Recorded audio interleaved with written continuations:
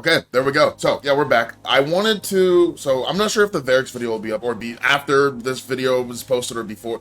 I don't know, but I have LK here. Say what's up. What's up, everybody? Yeah, no, I wanted to make a video talking about how to approach the game. Again, I did make that mindset video about a week or two ago, and it was really cool seeing people kind of have different worries when playing the game. Or not cool, but interesting, right? It just goes to show that there is confusion when like approaching this game and everybody, and we all have our different things, right? So it was just interesting to see. I did make again, the Varix video will be more kind of tournament based, but I wanted someone who knows so much about the game, that has played different titles, that kind of speak on their mindset when approaching the game. I know that you've had your ups and downs. I know that you've swapped multiple different characters, right? So I kind of want to see how you approach it and your opinions on different things. I think the first thing that I'll ask is, for you personally, when you're playing the game and you feel like you're not improving, how do you handle that? Like, what if you feel like so stumped with your growth, like you feel like you've plateaued? How do you avoid like beating yourself up over it? What do you do to kind of encourage yourself to keep going? So what's funny is I don't often think that I plateau, and that's probably why I don't have a problem with it so much.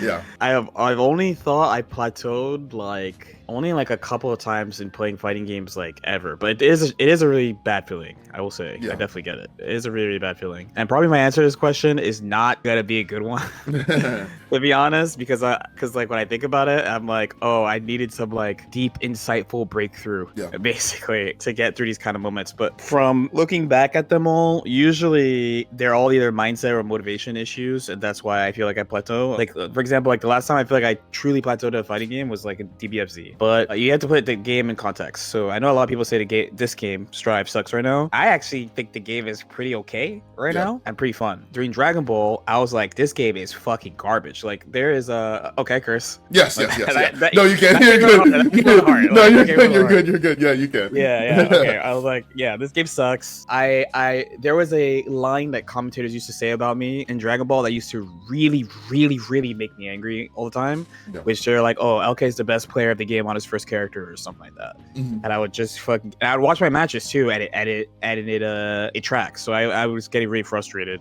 Yeah. And kind of got me through that was a combination of things. Basically, I tend to not take advice from many people. That's actually something that's helped me out in the past. That's something we can talk about later if you want. Yeah, of course. But I actually took a year of like, you know what? I'm actually going to openly accept all criticism from everybody. Doesn't matter who. And advice from everybody. And really think of like, is it me or is it the game? Yeah. Like truly be, is it me or is it the game? And the conclusion was actually it was me. It was not the game. Which if some people play that game, they might be like, yeah, this game is a clown game. But it was actually I was actually the problem. And when I figured that out, I made some adjustments and then we pushed through it. And I don't think I've seriously had a player mentality issue since then. Really, I've gone through character stuff for sure. You know, it happens in these type of games depending on your strategies or like what you want to do. Yeah. But never like oh my god, like I suck. A lot, Of course. I think that's really cool. Like being open to taking criticism and advice, especially regardless of where you are, I think is really cool. I do believe that one of the things, like when playing this game, you have to be open to accepting where you are and your flaws, because I think the more you try to avoid it and then like it hits you all at once, it hurts, right? But I think when you kind of accept it first and then you're open to it, it's a lot better than like going on like that path of like denying and then finally accepting and then being like, oh wow, it's all hitting me at once, right? So you mentioned that you'd go back and watch your VODs, right? Or see what people are saying. What about, do you think that VOD review is something important that most people should be doing? Do you think it's just more maybe of a training mode thing that people should be doing? I'm not, a lot of people are kind of confused whether they should be VOD reviewing their games So VOD review is critical.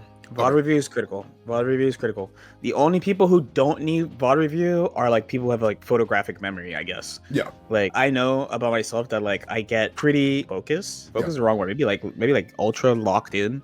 So I don't actually remember what happens when I play, which is really bad. I don't usually remember that much stuff that happened, even though I know a lot of situations and stuff. Like I don't really remember that much about my games. So like VOD review is critical. Or like on like I do Metafy too, and I'm like some people who approach approached me for coaching, they're like, yeah, like I was looking for you to like play me, and then you could talk about what happened. I'm like, nah, dude, I'm not even gonna remember like half the shit that happened, dude. Like you reset and rewatch your VODs, and then usually with people who I coach, the first time they're like shocked because like after about like 50 minutes, we went through like 2 games because I'm like lightly flaming them about like their play for like 50 minutes from 2 matches, and they're like, oh, okay, I get why it's VOD review and not like of course. I mean, of course. So you can learn a lot. After coaching so many people and seeing the different style of plays and whatnot, there's 2 things I want to ask you about that. So one, what separates a higher level player from an average one when you're watching games? And 2, for you personally, when it comes to tournament or even grinding, like getting better at the game, well, obviously when you enter a tournament, you're gonna fight all style players from the start of your pool to the end of wherever your path may go. Do you think it's important? And I know that you're considered to be one of the top level players. Do you think that it's important to fight all skill levels so that you're ready for any style of play when it comes to entering a tournament, whether it's online or offline? Or do you think that there's a certain method to the grinding that it should only be a certain group of players that you're fighting? Yeah, so for the first question, pretty much there's a lot you could say about like what separates like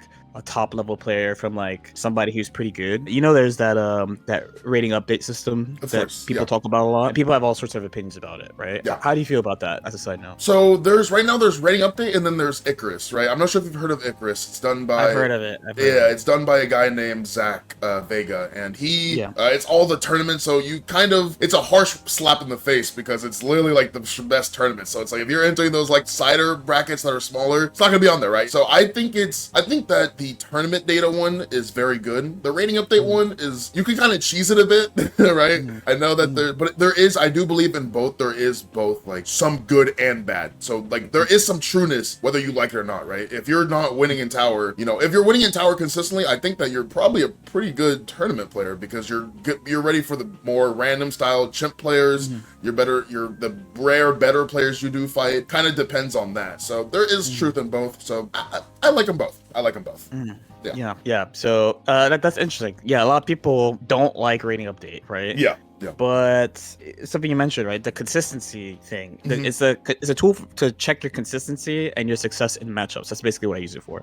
I mean, I don't even care about the number that I have really. It's mostly just like how am I playing into matchups on average against like the people that I just come up against. It's just totally aside from not high level play. That's the wrong way of putting it. Like tournament play. Yeah. So it's mainly that, if I had to say it in a general way, is that people understand the rules of the game, because a really common thing about people who are considered like pretty good but not top player, even like people who enter tournaments and do consistently, but they don't like, let's say, top 16 super majors or like top 8 like regional type tournaments, like those players, they usually either don't follow the rules of the game, or they have like some player flaw, it's like some specific flaws, or they have like, it's their character. Yeah. Those are usually the main ones. The character is usually like, character is a huge part of your tournament success. Don't get me wrong. Of course. But I believe you played Zato before, right? And then like I played Milia and Baiken. So while I think Milia is pretty decent right now, I think Baiken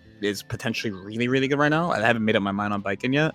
Yeah. I think we could both agree previous versions of those characters are bad characters, and Baiken is specific patches, but Milia also like has only one good patch. Yeah, I was going to say, like the version I'm playing, Milia, she's dog shit. Like, she was terrible. So despite characters being a big part of it, it can be somewhat overcome. Yeah, somewhat to a limit. Once you start getting to the point where you're only running the top players, then you're like, oh snap, like my character is actually trash, right? So it's usually like mindset stuff and not understanding the rules of the game, I want to say. And some people be like, what type of rules of the game? So it's gonna depend on the game. Like a common one for this game is like, do you backdash safe jumps or not, right? Yeah. So there's some people, I won't name names, but there's some tournament players who are chronic safe jump backdashing players, okay? And if you didn't do that, you would probably survive an extra interaction. It's cool to talk shit about golas. I love talking shit about golas. But if you're backdashing safe jumps and stuff, you should fix that stuff before you can put about the other stuff, right? So that's like of the game. And then sometimes there's like specific player flaws. Everyone has their own. Some criticisms of players are valid, some are not. One I used to get on Biking a lot, I don't get it as much anymore from people, is I used to be told, oh, you're not random enough with Biking on defense. And that's one I just roll my eyes. I'm like, I've yeah, heard that whatever, for memo carp as well. Like, yeah, they call them like the Biking that doesn't parry or something, right? Yes, the Biking that doesn't want to instant boost for weapon carry and take 90% from close slash starter. Imagine, right? But every player has flaws, but higher level players have either the flaw in like a lesser sense, or they have something that's just small, that's not so easy to abuse. So, for example, I would say though that if you said, hey, okay, when you run into something you're not familiar with, you tend to freeze up, I think that is far more accurate than being like, oh, you're not random enough on defense. Yeah. You know, because it's true. I've seen in my own play, it's true. When I run into something that I don't know how, it's usually matchup stuff that I don't know how to deal with, I tend to pick nothing, and then I get like rolled over, and I go, well, you know, I have to go back and look at it and figure out what to do. Yeah. Right. That's a classic thing that I've identified by myself. So that's usually what I think of. Your second question was basically like fighting all. So it was how important do you think It depends on what character you play, in my opinion. So if you have like, for lack of a better word, like game solving shit, it is fair to say that you don't have to really play against the field that much, because you're probably farming them anyway, because it's game solving. If you, a lazy example would be like when Zato's good, for example. You could do you really need to play random people? They're just gonna get cooked by all. He has like a gajillion knowledge checks. I would watch people play against Zato who are not knowers, like take like sword into drills and stuff like that, and I'm like, you know, I get that. Or HC is another one. Like if you don't know how to fight HC, like it's just a movie you're watching, right? If you play characters that interact more, then you should regularly take time to play people. I mean, I think period you should play everybody, but if you play like more stable, reliable game plans or less interactive game plans, you don't have to play lower level players as much.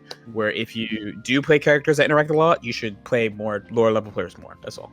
How do you become like comfortable being uncomfortable when it comes to like entering tournaments? What's something that, you know, a lot of people are pretty scared to, you know, actually take the time to play in a bracket because they're scared of the result that they could get, right? Obviously, it's one of those things where it's like they feel like they can gain everything, but they can lose like their whole mindset, their ego, just by one tournament, right? What's something that maybe you've experienced when you've had maybe some feeling of nervous, like being nervous, or regardless of the game, it could be this game, whatever, that you just remember, dang, I'm kind of, maybe it's something to deal with pressure, maybe it's something to deal with, you're worried about how people will comment on your play. What's maybe something you've told yourself or thought of to kind of get you past that stage? Is it that like people feel uncomfortable entering tournaments for like a reason? So you're like, oh, what's something that gets you more comfortable entering tournament? Because I'm not really I get super nervous. I can enter like a 5-man local, get nervous. I just get nervous entering tournaments all the time. So, but on the other hand, like I would say there are things over time that I've done that like for example, I used to do so much shit to try to like not get nervous, and then eventually I was like, you know what, man, like if I'm just gonna feel this way, I'm just gonna accept it, and that's it. I used to these are all recorded, so you could find these these type of examples. It's all this is what streaming has done. But, like I used to drink during top 8s all the time. Like I used to everything just to calm nerves. All this shit was just to calm nerves. And okay, so drinking is what's good about it is I definitely don't just sit there and block for sure. But on the other hand, you can't block overheads anymore, so I decided to stop doing that because blocking overheads is pretty important. I just learned to accept it. You know, I was like, yeah, I'm just gonna feel this way, and I have this feeling that everyone, maybe not everybody, I've met some people who I'm like, dude, this guy just does not care at all that he is playing it as like high pressure situation. Like they just don't care. But I probably like the main couple of things that to overcome were like nerves, and I was always nervous. Not nervous. I was always like in the earlier days really preoccupied with what people would say with my play. It got really bad. At this point, it's kind of a long time ago, which is kind of crazy to think about. But it got really bad in 2013. I almost quit fighting games over it. That year, I was like the top seed for Evo for Persona, and it was one of those like if I win something, they're like, well, Mitsuru's broken, which he is, to be fair. And if I got second at something, it's like, oh, okay, always get second. I'm like, bro, how can you say that when I'm literally the top seed? You don't get the top seed by getting second all the time. You know, so it used to very, very much bother me. And after Evo, I did get second at Evo for the third time, and that was rough, but the thing that like kind of pushed me over the edge was like there was a faction of the community that was like, you should have forfeit losers finals, so that the other guy could try, American player could try. And I was like, all right, if people are asking me to forfeit, they're like, why even compete in the first place? And I pretty much at the end of the year was like what was my motivation for competing originally? Like when I started playing like Melee in high school, like why did I even start doing it originally? I was like, oh, because I wanted to win. Like it wasn't like I wanted to make friends. I know some people go to tournaments to make friends. I know some people like go to party. I was a pretty big partier too at tournaments before back in the day. I'm saying back in the day, like I don't be going to the bar. But I was like, it's like I did start this because of something I wanted to do, not like to get the adoration of people. Really, it was because like I had a goal, so that kind of helped me like keep going in the end, and just like kind of ignore that and just keep going. Those are probably like the two biggest problems I had mentally. Curious though, what kind of people, or what is it that makes you nervous, maybe outside of just the the opinions? Like, are you the type of person that you have the mindset of when you fight someone, it's, oh dang, I lost, or they're playing this character, I'm playing this character, and I lost, or maybe you get hit one time, you're like, dang, I lost. Like, do you notice yourself having any of these mindsets like going into a match, or like during the set, or maybe there's someone that even for you that you're just like, oh dang, this player is just like so good, or anything with that? Or is it more just like like you mentioned before, it was kind of just like the comments and just like the at this point comments don't really bother me anymore. To be honest, I think like there's some people I ran into who never did like competed at anything, and then they're like, I don't care what people say about my play. I'm like, wow, really? That took me forever. That took me a long ass time where I was like, fuck the haters. Dude, that's what Varric said. That fella Varric yesterday was like, I've never been nervous. I just don't give a shit. I was like, dude, oh my god. I was like, dude, what? that's like five volumes of the LK manga. Learning how to not deal with this shit, bro. Probably in my case, so it's like two things, essentially. So I had a really, really bad problem with negative self-talk while I play tournaments. So here's another example. This is why it's great that everything's recorded. I can point to sets, winning sets, losing sets, grand final sets, like top 8 sets, like high stakes sets of the whole time I'm just thinking about how shit I am, and my head is not actually in the game. I'm playing, but I'm just I'm so bad, I'm so such a scrub, nonstop. I still do that now, but the difference is I could put it off for like 20 minutes or so, and that has helped so much, like way because it keeps you in the game. It like the important thing, especially because it's like as a competition keeps growing, I'm sure like many long-time fighting game players will agree that one of the hardest parts about fighting games today is the amount of competition there is. It's not just about how they make the games. It's also that there's just so much more good players than before. So you can't afford to not have your head in the game. You know what I mean? And what my doctor friend told me at Exert Days, he was like, every time you find yourself just calling yourself shit while you're playing a set, you should be like, stop doing that right now. And then eventually you'll get really fast at doing it and it's not going to be a problem. And I was like, sure. And he was actually right, and that's literally what I do now. Because the worst part is I don't actually think I'm bad. I think I'm really good, actually. Like objectively reviewing my play and stuff, I think I'm a really good player. But there's just something about like I have this thought of like when you're playing a fighting game, your body thinks you're fighting, or at least mine thinks it does. And then when you're in tournament, there's something about your not you specifically, but at least in my case, I physically recognize that it's a high pressure situation. I mean, that's why people pop off and shit most of the time. So it's like your mind is like kind of like in this heightened state that your mind is not normally in, you know? So even if you're like, because the thing that always confused me was like when I play casuals, I'm never like that. Another classic one that players have is like, I always play so much better in casuals, right? There's probably a reason for that. There's probably something in your like your physiology, if anything, that like you recognize it's a high pressure situation, but you're not like comfortable in it for some reason. But and there's likely some thought that drives that, and mine's is just like, oh yeah, I'm bad at this moment, I'm just like shit player at this moment and I can't do it. But with this method I was able to like deal with this problem, you know. How do you deal with comparison? So like if you've ever found yourself comparing your play to maybe another person who plays Millia, when you were playing Millia, another person who plays Millia, maybe that kind of was like, dude, like this guy, you know, people saying he's better than me, he's saying he's the best. Like, you know, what does he do that I don't? Like, you know, you ever find yourself kind of like robbing yourself of? No, never. Nope. No. If like, nah. That for me, that's like never an issue. Really? Honestly. Okay, that's huge. Yeah. That's never. I mean, I'd probably go crazy if I had that as a problem. Yeah. Honestly.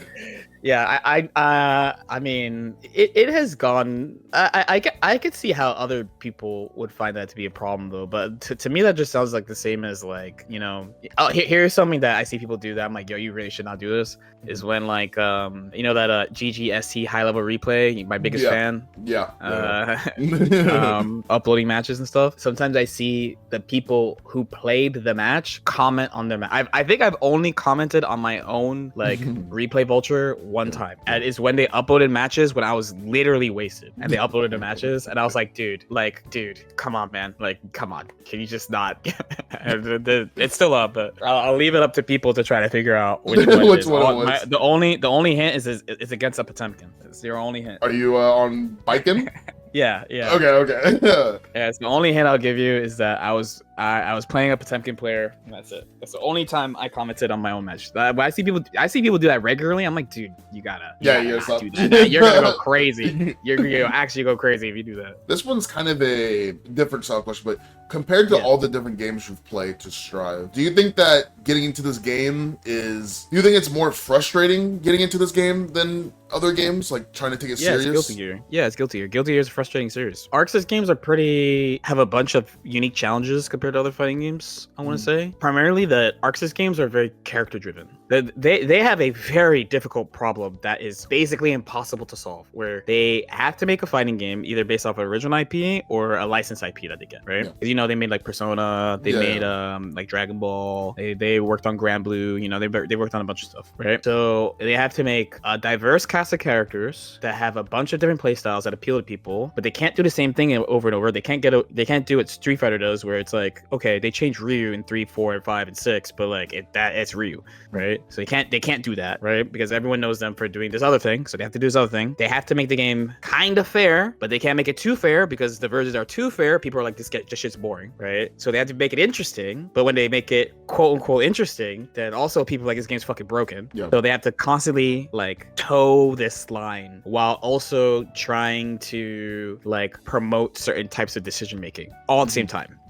I think it's incredibly difficult. I would never make a fighting game. The fact that some of the like people on the Team Red and previously Team Blue had Twitter accounts, to me is insane. Absurd, yeah. I would not be able to deal with that. Yeah. But look, Guilty Gear is like it's just a rough game to get in. It's a fun game for sure, but it's like just the nature of it being. This is why I thought fighting games would grow. Period. Like during Exerd, because like all the shit I would hear about like hero coded games like Overwatch and stuff, like Guilty Gear has. So I was like, at some point this shit's gonna blow up. At some point, you know. The good news is that Strive is easier to start. That's the main thing. It's harder technically to get into now competitively, just because the game's kind of mature. Yeah. But it is definitely easier to start Strive than it is like Exerd or God forbid ACR. It's just part of like, you kind of gotta accept that if you're gonna play like seriously, there's gonna be stuff you love about it and stuff you hate about it. It's just what it is. I kind of think probably all anime fighters end up being like that, because even I called Dragon Ball shit like maybe like 20 minutes ago or 30 minutes ago, but there's stuff I like about that game too, and that game I had a bunch of problems with. I better Strive. How do you handle loss? So like whether you're in, you know, maybe your mindset's different from when you're out of the tournament to when you're in winners and drop down to losers. Maybe if you feel worse if you lose to someone you don't think you should have, how do you deal with that? Just how do you deal with loss in general? I mean, obviously you've entered so much and played so many matches across all different games. So what's maybe something that goes through your head to help you keep going? Yeah, losing is hard.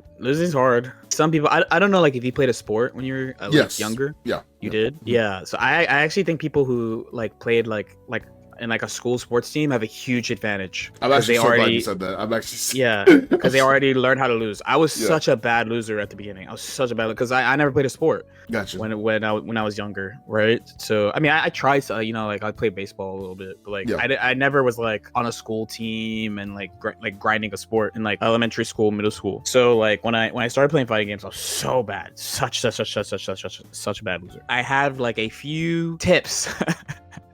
Tips for gamers who know how to lose.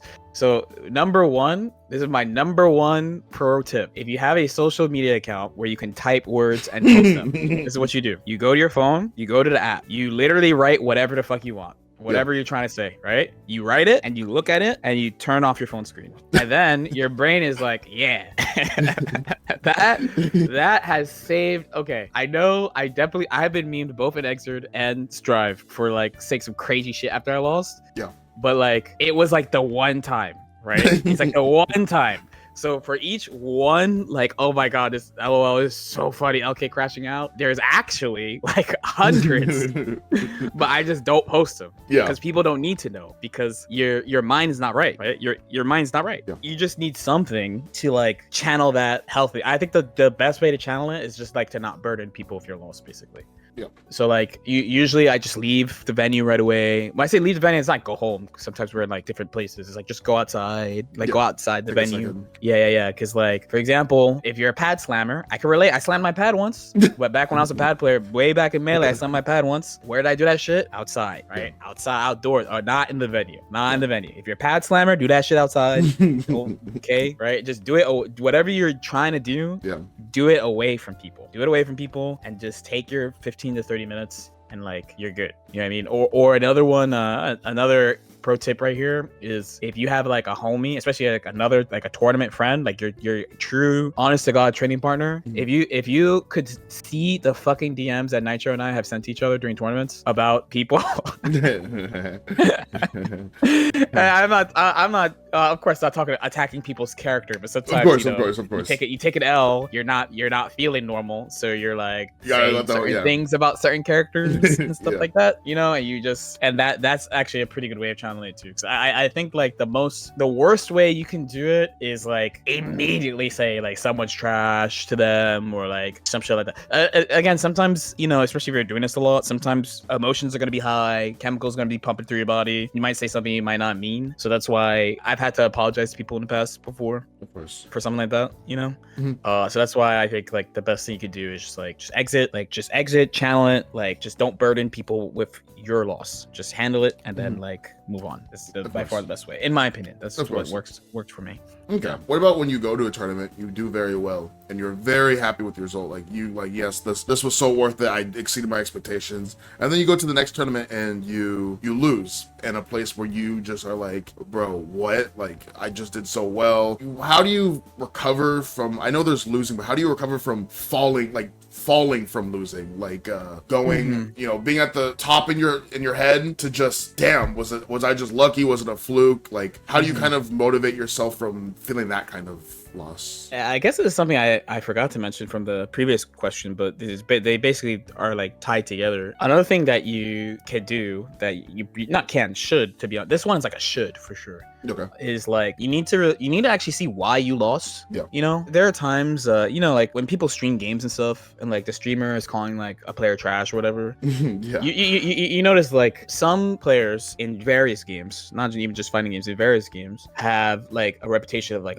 this guy's always like saying everyone's bad and da-da-da. And other players don't have that. Like, for example, I don't have that. At least to my knowledge, I don't have that. And I think the main reason is because I try to really honestly look at why I feel the way that I feel, and why the outcome of the thing that happened. Yeah. Right? So like a really good place to start is like, legitimately, if you think your opponent did something good, you should like be like, yeah, that was nice. Yeah. Right? Like, or like, they got me. Yeah, they got me. Like, I didn't take that throw. Yeah. Or like, I didn't block that. I didn't even know what this shit is. Like, this guy's got some technology I don't even know about. Yeah. Right? So if you're able to do that very honestly, then you will also be able to challenge this in tournament. So like, there are times in tournament where I was like, well, you know, like, it's just his day. Yeah. What can I say? It's not my day. It's fine. And then like, nothing needs to be typed. No DMs need to be sent. It's just like, it's not my day. There are other times where you're like, dude, I got fucking meme today, dude. Like, and you can watch it, you're like, wow, like that was crazy, or like that was unlucky, like truly unlucky. Like a good example is like, I had a set in Exerd where I won by throwing someone's backdash. Yep. That yeah, like that's luck. Like that's you don't do that on, especially it's not like Strive where like the backdashes are like homogenous. Like everyone has like Milia has like 11 frame backdash, then Potemkin backdash like 21 total, 20 invul or some shit like that. So like the backdashes are all different by character. Everyone has a unique backdash. So I won the set by throwing someone's backdash. Just luck. Like we just come on, this luck. We take those. Yeah, we take those, of course, but that's luck. So that's that kind of helps with that, because like you can have like take like last year. So like last year at this time, I got like 5th at Frosty, but then also I won WeMad for the first time in Strive that year, right? So I was feeling pretty good. I didn't go to LCQ, but I went to UMAD. So I think UMAD was after Common Breaker, and I was also happy with Common Breaker. The only thing I was upset about Common Breaker was I felt like I lost to characters, not players. Yeah. So I lost to 2 good players, right? Oscar, correct. But I lost to Zondo Oscar, I lost to Patachu Sen. So I lost to 2 good players for sure. But when I watched it, I was like, I lost to 2 people who don't know anything about Baiken, and it's very frustrating. Yeah, right. Of course. But despite that, I was pleased with my placing. I got 13th. Nice. It's the first time I entered Common Breaker for Strive, despite going every year. We don't need to talk about that. So I was still feeling good. We're still feeling good overall. You know, I was like, you know, fine. I got character matchup problems. Like she kind of sucks. It is what it is. So we just gotta like figure out something with like a side character or pray for a patch or something like that. Right? It's fine. I mean, in the end, I felt like I did great. But then at UMAT, I got 9th, which is for me that's definitely underperforming for a tournament of that size. But I was not mad about it because I looked at the reason why. And the reason why was because I was trying to counterpick people with Abba for the first. It was like the second tournament where I used Abba in tournament, and I tried to use her a lot at that tournament. So what I'm trying to say is, you can pretty objectively look at like what happened, right? And that'll help you a lot. For some people, it might be hard because you might have to have a long talk with yourself. Yeah. Depending on what happens. It's usually the people who think they're better than they are. When I tell them like, yo, you should really look at what happened. Like either like if your local is streamed, or if you go to a major, have like a friend record your matches, you should really look at what happened. You know, it might be uncomfortable, but like for the most part, at least in my case, it's there's very few tournaments I've had in this game where like for a while after I'm mad about it because I think like something dumb happened. Like it's usually like take this Frosties, right? Like the main reason why I got eliminated, in my opinion, early at this Frosty, I forgot that Elfo got dash cancel after Record because the main couple of Elfo players I play against, they don't use the option at all. Yeah. So I just forgot she had it, and then Anima farmed me with it, and I was like, well, that's my fault in the end, right? Like I don't get to say Elfo is bullshit because of that. Like that's just I just didn't know. It's my fault. Makes it a lot easier. Yeah, accepting responsibility. That's huge. I think that's kind of like where it leads to, well, when you do end up swapping characters, or you do end up like deciding you need a secondary, right? You kind of have to take responsibility. And when it comes to the questions of, is it me? Is it the character? Is it like, what's going on? And I think that's huge for deciding whether like what path to keep going, whether to keep guiding the character until you improve with your own skill, or is it truly just the character and you just don't mesh with the character? Maybe they were changed in a different way, right? So it's hard, and like I said, that's really hard. That's really hard. The first time I ever I've actually switched mains in every single game I played in tournaments, at least one time. Yeah. It is a very hard decision to make. It's a very, very, very hard decision to make. The first time I actually did that, I was like 16. I used to play Rory in Melee, and he is trash. He's really bad. he's like bottom 5 bad. Yeah. And I got banned from Smash Sports for making a tier list where he was bottom 5, and they're like, dude, you're trolling. I'm like, no, he literally is. He's so bad. And the I remember this very clearly. I went to, by the way, if you're listening to this and you're in like high school, don't do this. Okay.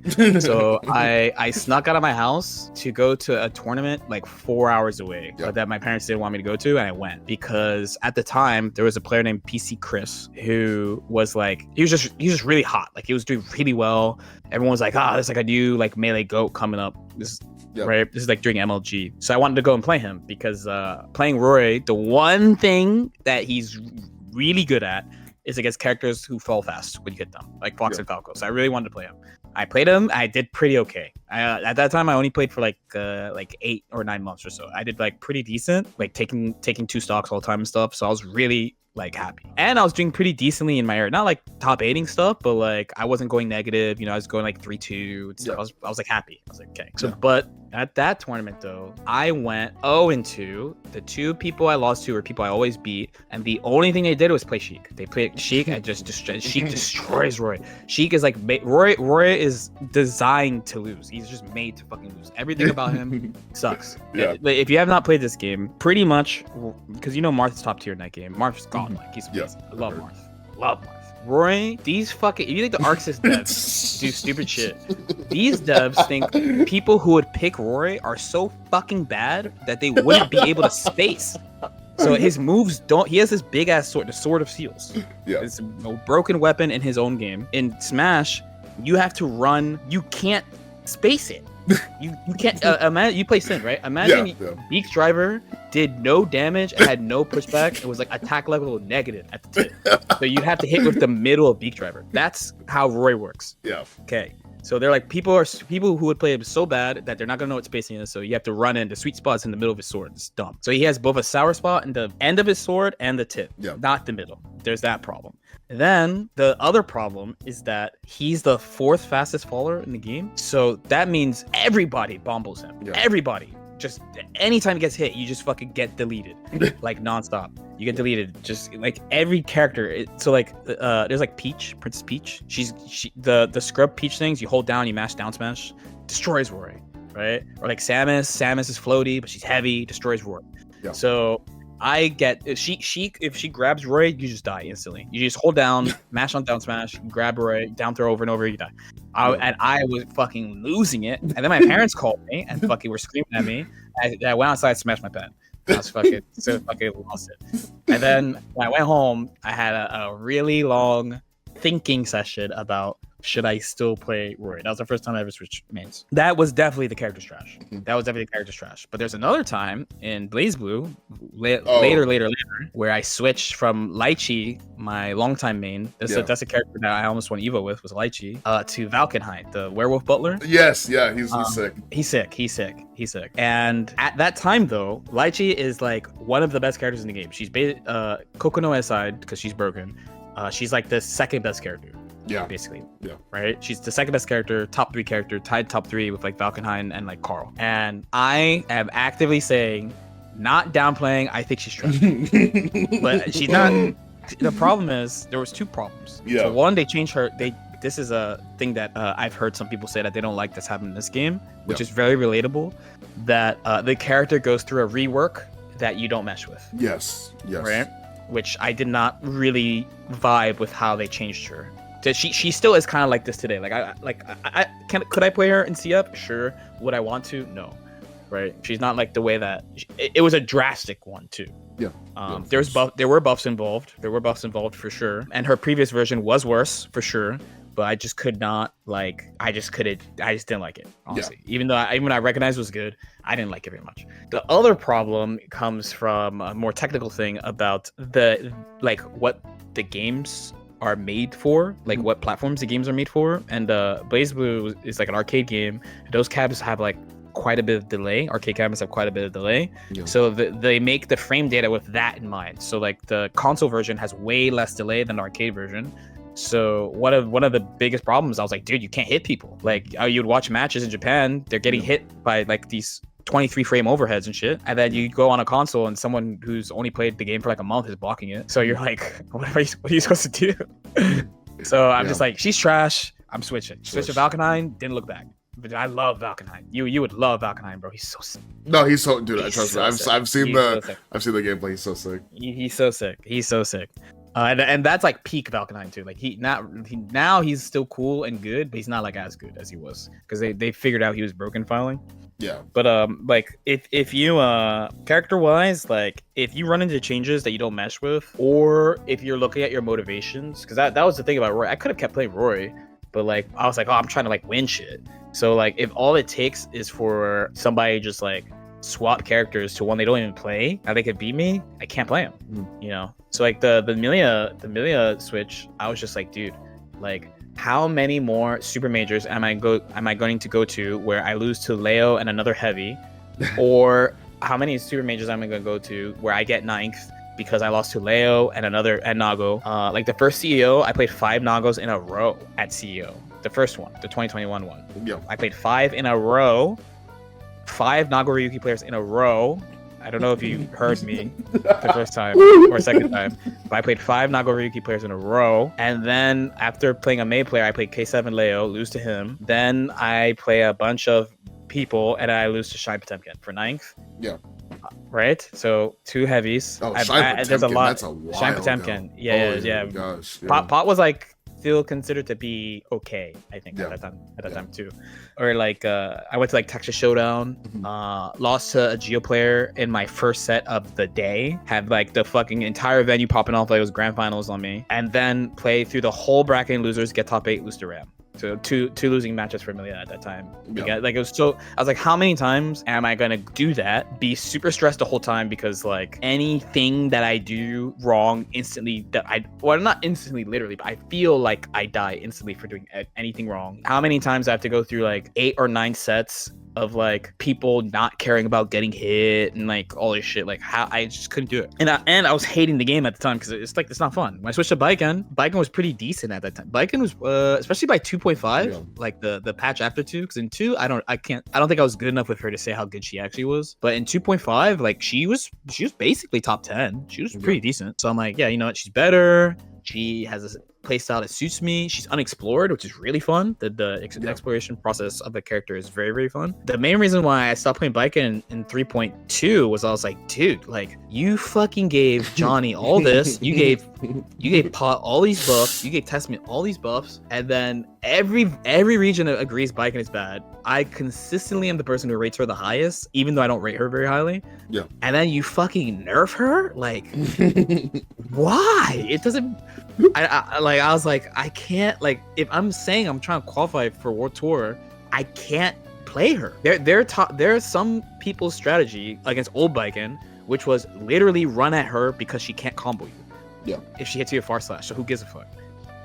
And I'm like, dude, like you can't, you know what I mean? So like, of course I have to play something else. You know what I mean? But that's you gotta look at your motivation. Are you not satisfied with how you're doing because you have some big aspiration, like you want to get top 8 at a super major, you want a chance to qualify for our World Tour or something like that? Even if it's like just fun factor for you, if there's something about the character that really makes the game unfun, then it's worth thinking about too. You know what I mean? Yeah, of course. Yeah.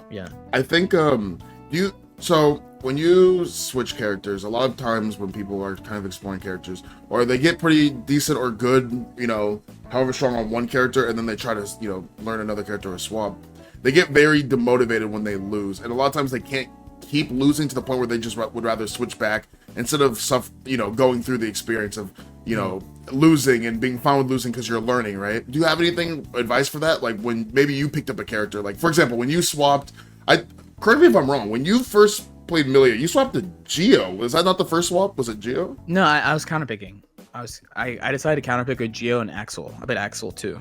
Oh, okay. And they both did their jobs essentially. I didn't get to play at Combo Breaker that year, so I didn't know how much it would do. And then season 2 came out right after that, so like they slightly nerfed Geo and like they buffed Milia. So I was like, okay, we'll try solo Milia again for a couple months. Pretty much like when you switch, you have to it's a reset, right? So you have to really go into your learning mindset. So like when I like truly make a hard decision to switch, once I do it, it's pretty chill. I'm just like, okay, like I'm playing. I don't know what's going on. Like we just try to like just learn, and just figure out stuff, and then just go from there. Yeah, just become. Yeah, okay. Kind of switch your mindset. Go from more just. Dang, I need to win. All right, I just reset. I'm kind of learning. Yeah. Kind of. Yeah. Okay. Got you. And I think one of the last thing I want to ask you is, what about when, and this is kind of the opposite of losing, more happy, but when you finally do win or you get that good result, like before you enter a tournament, and let's say you had your doubts or you barely went because you didn't even want to go in the first place, but you got convinced, for example, right? And then you go and it's like, dang, dude, I'm about to do so bad, or I'm not ready, or I'm scared, and then you do amazing. You're like, whoa, like. Dude, you're at the all-time high. Like, kind of want to hear your thoughts on, that experience and what it's just winning. Yeah, it's fucking sick. It's sick. winning. Winning is sick. Yeah. Winning is sick. Winning when you don't think you're gonna win is extra sick. Oh, winning is sick. Like if you're motivated by winning, like those type of wins will stick with you for a long time too. Right, That's and it will help you when you're like really down. Also, sometimes I'm not one to like bask in glory for a long time, but like if you're like extra down, it can help for sure. Plus, for the sake of learning too, I know it's very common, like watch your losses, watch your matches, but you should watch when you win too. Honestly, it's because like not only do you feel good, you're like, man, I cooked this fella, but also you can see stuff that you could do better. Yeah. In there too. Like, so it's not just win. You could just like, oh, I could have done this and made it faster, or like, I let them live for an extra hit. Like I could have done more. Like it's good. It's as long as you don't get too caught up in it. I think it's better to like, like you had. I mentioned all sorts of like varying results, right? Like, but you might have noticed that I wasn't like, I beat this person like that. You know what I mean? And what I mean is like, there's nothing wrong with that. But one trap I've seen people fall into. Also, side note, boomers do this more than new players. So, to be fair, this is a classic boomer thing. Yeah. But I don't blame them for doing this because of the time, because just less people play fighting games. Yeah. But like when you beat somebody, you're like, oh, I cleared them now. Like, yeah, I cleared them. That's it. You know? Like no, that person can get better. Yeah. They can get it. Just because you beat them one time doesn't mean you just fucking clear them forever. You know what I mean? Yeah. So just like take it in stride. Be happy. Be happy you did something, keep that in the bank, but like don't linger on it for too long, because like depending on your goals you might have more to do. I agree. And I think what's really important is you said when you're down, remembering those wins help you. I think that is just the biggest encouragement alone to even when you lose, to keep entering. I think going and moving forward is the biggest thing, and when you do commit to it, you will eventually do well. Like if you're putting in the work, it might start slow. It could take, we all go at different speeds. It could take, a whole season. It could take, maybe you're just a fast learner playing fucking Johnny, dude, and you just, right? But the point is, you will get that one win, or you will get that one placing where you're like, I did way better than before. Like, when you lose, you're like, okay, well, it can't be a fluke because, like this has to be. I'm still going up. Like I did bad, but before I did this, let's see how the next one goes. And then you will eventually find yourself getting the result you like more and more and more the more you keep playing, right? So I do think that's huge. Yeah, I mean, for instance, right? Like I switched from Million to bike end, right? Yeah. I don't know how you feel about like, how good my bike end is or whatever, right? But the first tournament I only played bike in, so like I didn't play Million. So the first tournament I played in after dropping Million for bike in, I only played bike in the winner side bracket. When I got sent to losers, I played Million. Yep. And I got sent to losers at like qualifying for like top 48 or whatever, which means I played a ton of Million in that tournament, right? And I got third, so I played a ton of Million in that tournament. The next tournament I went to, CEO Otaku, I was like, that last tournament, that shit sucked. Like if I'm saying that Million sucks, I don't want to play her, and as soon as I go to losers, I run to Million, I'm soft. Like I need to just play Viking. Yeah. That tournament I don't do very well. I get like 33rd. Get flame. You're wasting your time. You should just stick with Milia. You underrate Milia. You Milia down players. Blah blah blah. You play Zato. I could shake your hand on this. People don't understand your character. Milia is a classic example of people don't. I agree. I very much agree. Especially with lower very, HP. Very similar. Especially lower HP or like stuff like the classic for me is if people complain about Capel, well, for the most part, not this patch. This patch, Capel's pretty good. But the last patch, I was like, dude, you're your eyes are closed. Like, how could you not see that the move is trash? You know what I mean? Yeah. So I go straight bike end, and people are just flaming me. You're wasting your time. Yeah, you should stick with Milia. Da da da. But not only am I personally lucky to have had this experience before, so luckily I could refer my own past experience. So also old story, but the first 2D fighting game I played is called Melty Blood at Cadenza. Yeah. I play a character named Akio Vermilion. Very fun character. Very fun character. And while I'm playing this game, as I get better, after like a year and a half or so, because the first like year or so, I'm like not that great at it. I'm kind of like splitting time with melee and stuff. But then Brawl comes out and Brawl's trash. So eventually I just drop Brawl. And a friend, training partner, I guess at the time of mine, he wins a major in the game. There's only like 1 or 2 majors a year for the game because it's a small game. But he wins like one of the big tournaments of the year. But I get 17th. And I'm like, damn, dude, like he won, I got 17th. Like I'm trolling, right? Like what the fuck? Yeah. So I grind really hard. I got second the next year. I had to grind super hard the whole year. And during that year, I was like, man, this Akio Vermilion character, if I could just knock someone down, I could like just do high lows and I win. Like that's it. That's all you have to do to win. Right. So I play her. Actress again comes out. It comes out on PS2. I play the character. She gets changes. You know, there's like 3 versions of every character in that game, right? So I play it for a while, and I'm like, dude, it's not it. I'm not saying she's trash, but it's not it. This is not it. And after a disappointing performance, specifically losing to someone I think I'm a lot better than, not even kind of better, someone I think I'm a lot better than, I'm like, all right, what the fuck am I going to do? And I noticed at the time, you know, games come out in Japan early, blah, blah, blah.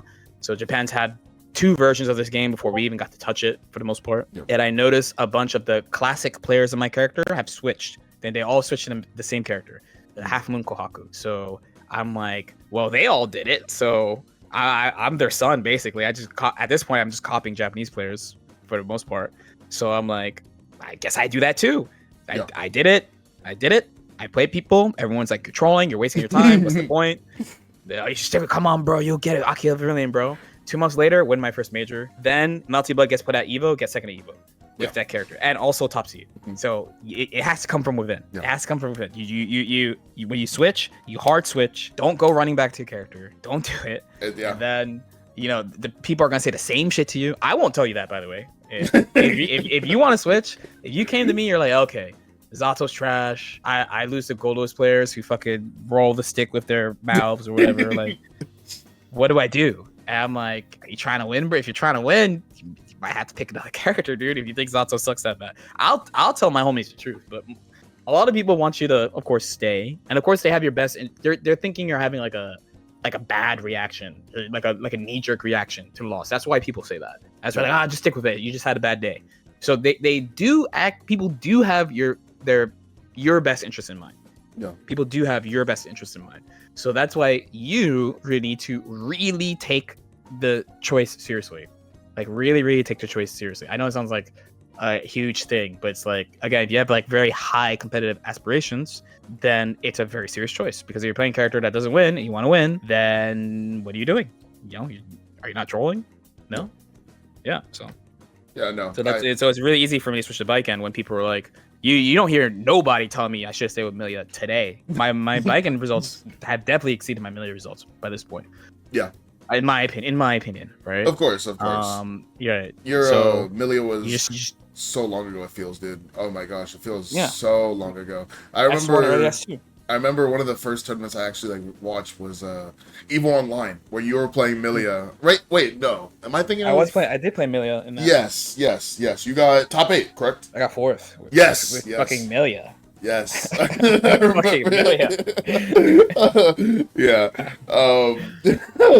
that was, oh my gosh, dude, that was so long ago. Do you, last thing I'll ask you, and sorry for keeping you for so long, but no, it's all good. I'm a yapper.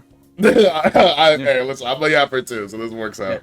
How do you handle, okay, so when it comes to playing games, you know, top level, high level, casual, or sorry, no, not just that. Tournament versus like casual play. What's the mindset for going into casual sets? Because I know a lot of people kind of just like, you know, hey, we're kind of here to have fun. You know, maybe you pay for matches somewhere, you get the good games, but you're just like, are you more like, you know, is there a mindset, a way you should be looking at casual sets? Do you think it's more you should be trial and error? Do you think, you know, kind of, is there a different mindset for you when playing casuals versus like, I guess maybe? No, for sure. There's a different mindset for sure. Between casuals and tournaments, for sure. I go to casuals with like a goal. Yeah. So sometimes it would be like just to get footage, you know. So one example is so I don't really compete in online tournaments, as you may know. So I'm not really entering anything until Evo Japan, which is a while from now. That's in May. Maybe I'll go to something before that, but it's likely that Evo Japan's my next event. So one character that I know is very important to be good at. No. Okay. Yeah, no. Unfortunately, I didn't go last year though. To be fair, too. Gotcha. So one character that's really important to be good at if you're gonna go compete in that tournament is Ino, right? And I have been struggling against Ino. I've been struggling against Ino. New Ino is very good in my opinion. Even as I've been improving at it, because I've been working at it. I've been working at it. I think she's pretty good. I think she's kind of underrated right now. I've been playing a lot with Street Kid Zay. Zay. A lot recently. He actually lives in my area. Yes. So I've been playing him, and like one of the things is like, just getting like one goal could be super simple. It's like, oh, I just want footage of me playing as the character. Just actual footage of like something I could be like, all right, I need to study how to fight this character or what I'm doing wrong with this character that I could look to, right? That it could just be that, as simple as that. It could be, oh, I want to try new strategies, either against a character. I guess a better way of putting it is, I want to try new tactics against this character, or I want to try a new general strategy, right? So like, I started like a local meetup thing, not a tournament, like a local meetup thing. And there, my main number one goal was to try a new strategy, a new general way of playing Baiken to see if it works or not. Casuals are it's in the name, it's casuals. Like that's you use that to try new things, try to like explore the game some. Like as you get closer to tournament, right now I have like a training plan. I've never like really had a training plan before, but like I made a training plan for myself. So like right now it's very like experimental, try stuff. You don't have to win all the time. Like you just have to make sure you the main like, let's say, lever I've switched is I just try to play higher level players more, as opposed to. But I think Baiken's a character you have to play everybody a lot, because you have to interact a lot with people. But specifically now I'm like, okay, I'm gonna lean towards playing higher level players more, because I can't actually try a lot of the new tactics and strategies I want on lower level players. It's like they won't know what's going on, so I won't actually understand how a higher level player would deal with this. So I'm like, okay, I'll still do like my daily go to the tower and shit, but like I need to play like higher level players more. It's like the main spigot that I moved, lever that I moved, whatever. And you use that time to just really, because also I'm not good at implementing new stuff. Some people you could just tell them to do something, they do it. Sometimes it takes people a while. So like casuals is really your playground for all that stuff. All experimenting, trying new things, like trying the new combo that someone showed you, trying the new setup that someone showed you. You all do that in casuals. Tournament is when you're there to show up. All right, tournament is where you're there to show up. Tournament is you're there to win. Tournament, that's the time that if you're hiding shit, that's where you do it. Like that's what tournament. Save it for grands. Yeah, that's real shit. That's you're laughing like it's a joke. That's real, dude. That's fucking real. Like half of that, we talked about Frosty last year. Half of that was nobody knew about the clean hit gun being in the game still. So people would get hit by stuff thinking they weren't going to die, and then they died.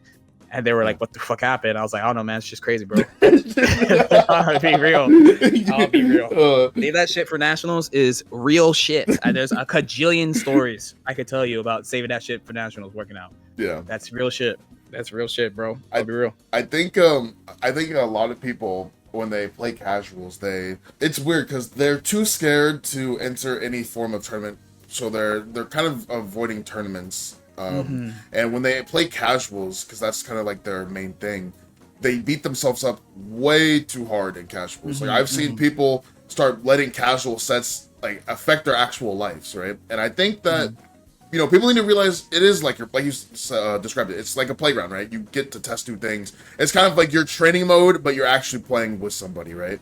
And you know, I think that should be carry you over to tournaments, and then let the tournament decide, you know, your improvement. Whether you're, you know, like you said at the start, like you might check, you know, when you're trying to improve, and you like look at like rating update to see how you're doing versus characters, right? Kind of play casuals and build yourself up, and then decide after what to do with that practice. You know, how to judge yourself, whether it be tournament or, you know, giving yourself a goal, trying to do this or that, right? So yeah. But that is all. I appreciate LK for coming on. We've been talking for a long time, and it was fun. It was really fun. It's not every day that, you know, you get to talk to someone that also does what you do, except he's obviously been doing it for longer across multiple games, and you know. So thank you so much for coming on. I'll put you, I mean, everyone already knows LK is, so I'll put a social on the screen, but I mean, I'm pretty sure like everyone that watches me already watches you, so thank you. If you guys have any questions, go talk to LK. Go do his stream. He streams. You stream? Is there like a schedule to your streams, or is Weekdays? Weekdays. Okay. Weekdays in the afternoon EST is basically when I do it. Gotcha. And like you said, Evo Japan is your next event. Should be. There we go. Well, thank you so much, LK, for coming on, and like always, thank you everyone for watching. And until the next time, thank you.